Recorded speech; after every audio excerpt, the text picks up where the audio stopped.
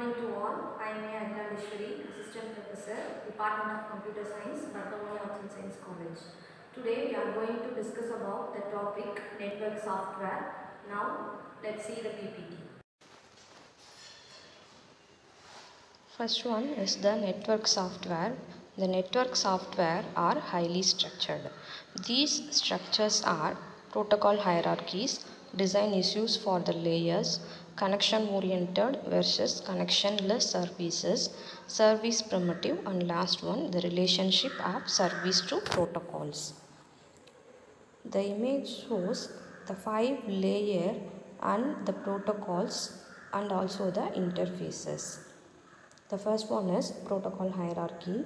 A protocol is an agreement between the communicating parties on how the communication is proceed. The 5-layer network is illustrated in the above figure. In this figure, the entities comprising the corresponding layer on different machines are called peers. Below the layer 1 is physical medium through which actual communication occurs. Between each pair of adjacent layer is an interface that provides some services to upper layer. And second one is design issues for the layers. Some mechanisms are used. The first one is called error detection. It is used to finding and fixing the errors. And second one is routing, finding the working path between the network. And then protocol layering, it is used to support change by dividing the overall problem and hiding implementation details. And another one is addressing or naming, identifying the sender and receiver. Internetworking, disassembling, transmitting and reassembling are done by internetworking concept. And the next one, statistical multiplexing, it is used to fix a fraction of bandwidth. And another one is flow control, that collect the feedback from the receiver to the sender. And then last one is congestion, it is a overloading of network, it is called as congestion. Third one, connection oriented versus connectionless services. Connection oriented service is modeled after the telephone system. In this network, the service user first establishes a connection and then use the connection and release the connection. In contrast, the connectionless service is modeled after the postal system. Each message carries full destination address and each one routed through the intermediated node inside the system. And fourth one, service primitive. There are 6 primitive. The first one is listen. It is a block waiting for incoming connection. And second one, connect. It is establish a connection with the waiting peer. Third one, accept. It accepts an incoming connection from peer. Fourth one, receive. Block waiting for an incoming connection. Fifth one, send. Send a message to the peer. Sixth one, disconnect. That terminate the connection. Fifth one, the relationship of service to protocol. A service is a set of primitive that a layer provides to the layer above it. A service relates to an interface between 2 layers. In contrast, a protocol is a set of rules governing the format and meaning of the packet or message that exchanged by the peer entities within a layer. Next, we have to discuss about the OSI referential model. The OSI referential model is developed by in the year 1995.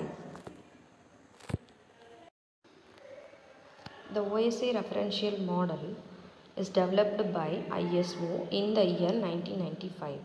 The model is called Open System Interface because it deals with connection open system, that is the system that are open for communication with other system. The OSI model has 7 layers. There are some principles of 7 layers. First one, different abstraction. Second one, perform well-defined function. Third one, defining international standard protocols. Fourth one, minimize the information flow across the interface. Fifth one, do not need distinct function for the same layer. Now we have to discuss about the 7 layer and their works.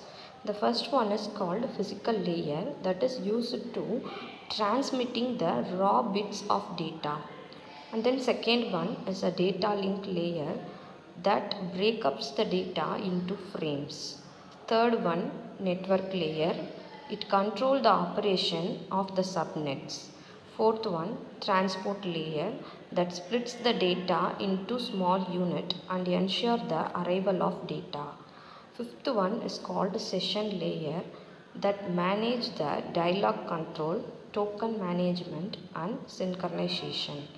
Sixth one is called the presentation layer. It is used to syntax and semantics of the information. And last one is called application layer, that contains a variety of protocol commonly needed by the users. There are lots of protocol used in TCP/IP referential model. There are two major protocols called TCP and IP. First one is called the link layer, is called packet switching network. Second one, internet layer, that holds whole architecture together. And then next one, IP, official packet format and protocol called internet protocol. And then ICMP, companion protocol called internet control message protocol. Third one, the transport layer. It is a two end-to-end protocols. First one is called transmission control protocol and second one is called datagram protocol.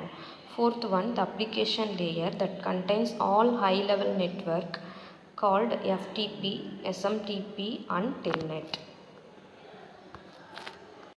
Thank you to all.